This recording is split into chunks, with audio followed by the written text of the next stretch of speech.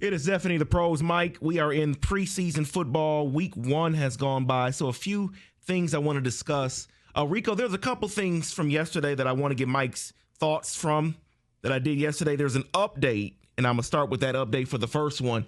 It is the Your Green wife Bay is Packers. pregnant again. No. Congratulations. No. It is the Green Bay Packers. Yesterday, I asked the fellas about the situation there, wide receiver room, injuries they're dealing with. And then last night happened. And there's an update here because Jordan Love is now dealing with a thumb injury, something he sustained in training camp. And the team is saying that he will not miss regular season time. But with the wide receiver situation, with an injury now to the thumb of Jordan Love that he may possibly have to deal with for the rest of the season, are the Packers destined for a slow start? Their first 4 games here will be against Detroit, Washington, at Cleveland, at Dallas. Well, hold on. It's on his left hand, isn't it? It is. Yeah. Okay. So the non-throwing hand. Right. I just want to make sure we qualify that. Now, look, the wide receiver thing, you're right. You have some new faces. You got a first-round pick in there, Matthew Golden. No, it's not positive. You want reps. Jordan Love, again, it's a guy who's constantly been hurt here the last year plus now. So, no, David, I think it's cause for concern. But ultimately, I'm with Rico on this. I'm not a big preseason guy. They're either going to be good or not. Show me week 1. But, yes, the wide receiver room needs to be sorted out. They can't continue this whole poverty routine of the 9 people living in a shoe. Yeah, and with Green Bay, Mike, they've shown me that they can do it with just random gym class heroes where who is this guy catching passes? Okay, it works. They win. They've done it without having that big name, that guy that you're afraid of. And it actually makes some teams more dangerous when you don't know who to cover because they're all just kind of okay. And then let's get to this news for today. Leading into training camp, there was talk all June that James Cook was going to hold out. He decided to hold in. He was there, did not practice at all. He has not received a new contract yet. He is practicing today for the first time. He's an idiot. What was this all about? No, it's. I hate stuff like this. If you have conviction, you want a new contract, hold out. And if you're just going to do this fake ass garbage, stop wasting everybody's time. Hold in. There's no such thing as a hold in. There's also no such thing as practicing without a new contract. One hit, your life is over.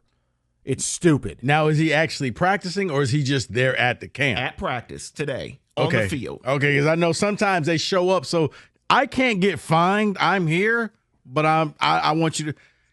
I mean, at this point, Mike, I think he gambled and lost and realized he's not going to get the money that he wants. So I need to get myself in shape so that I can go out here and maybe try to earn the money. And what? Endure abuse, get hurt, and then the team doesn't pay me? I didn't say it was the smartest thing. Oh, I'm just saying, let me show you how this league works. I know a guy who played hurt with basically his shoulder hanging off his body, sacrificed everything for his team. And you know how he got rewarded? He got booted out of town. Yeah. It was Baker Mayfield his last year in Cleveland. Mm-hmm. There is no heroism in this. No, but what happens a lot of times is you start hearing the fans and you want to please too many people instead of just, as you say, you stick to your guns and you say, this is what I'm going to do. And I'm going to hold out. And trust me, folks, I have to do this for me and for my family. I think he got caught up in all of he wants to make sure that Buffalo wins, and he went back. Can't have it all. It's the dumbest thing ever, because if you're going to sit out. Don't do halfway.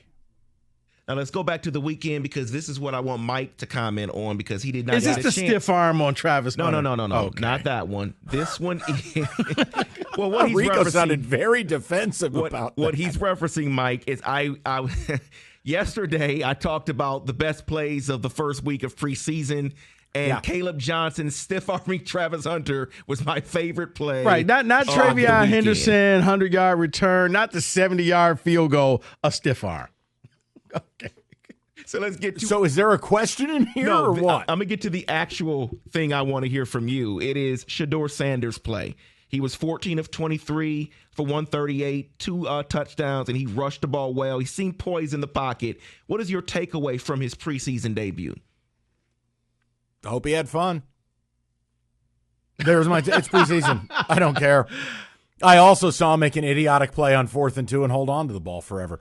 I can't take it seriously. I'll say it again to people. There are no defensive schemes in preseason.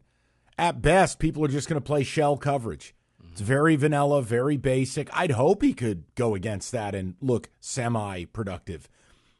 Can't help you. See, for me, it'd be as dishonest as me sitting here, touching my beanbag over Jackson Dart's 50-yard touchdown. It doesn't mean anything. I mean, your quarterback room looks awesome, by the way.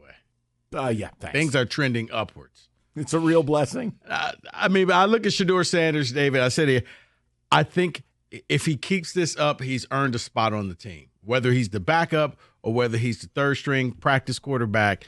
If he keeps playing this way, I think the Browns see something. And, Mike, like it or not, he's a moneymaker for them. It's a lot of 12 jerseys getting bought.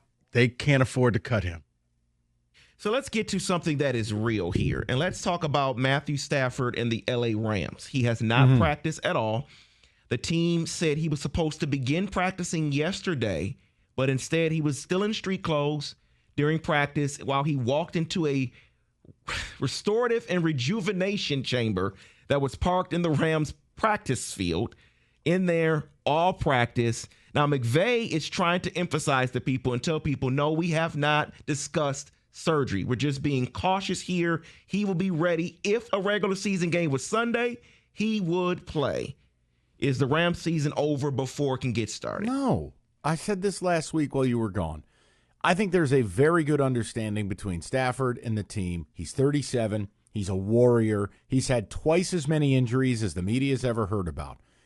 He could line up a week before the season and be just fine. He needed a few extra days. Cool. You know what, Mike?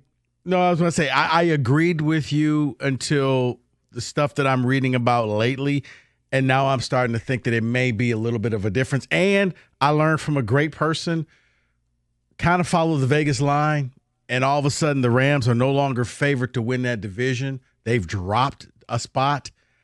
I'm wondering, I think there's a little bit more to this back injury than just I'm trying to sit out camp. Talk to me in a week. Okay. I still think it's too early. You may be proven right. I'm just not ready to react yet. But I understand it. I do. I mean, I'm not telling you should feel all warm and fuzzy. This has been pretty well understood all off season. He wasn't going to play in the preseason. But okay, next. Then let's close it out with this here. Yes, John Gruden is in the news. Nope, not because of the lawsuit, but because of this. All the free stuff people keep sending him. Apparently, he is interested in coaching again and wants to coach in the SEC. He says, I'm being honest with you. I don't want to either. I want to coach again. I die to coach in the SEC. John Gruden in the SEC? What? Didn't he have his chance? Didn't Tennessee want him years ago and he turned it down? He sure did. Okay, well, I hate to see it. I don't know what to tell you. I can't stand John Gruden. That's Rico's guy. That's my guy. Yeah. Just making sure you're paying attention. Yeah, we email each other a lot. Yeah, I have nothing. Whoa. I'm just seeing if you're paying attention now. I'm here, Coach. I don't care. Why are we putting a microphone in John Gruden's face? You know what? I can see it working for the SEC team, David, for one of the lesser teams because he's an attraction. It'll be like Bill Belichick going to North Carolina, where all of a sudden, let's say you are, Kentucky, and you bring him in there. Now he's going to attract recruits to come and play there. Or you at Mississippi State. Now all of a sudden you become relevant. So I can see where it happens. Not for one of the major teams. Not LSU if Brian Kelly fails? No, because I think LSU is better than that. I think, well, you know what? I don't know. Maybe the sugar money kicks in and they say, we don't care. We just need a winning coach. They may go after him.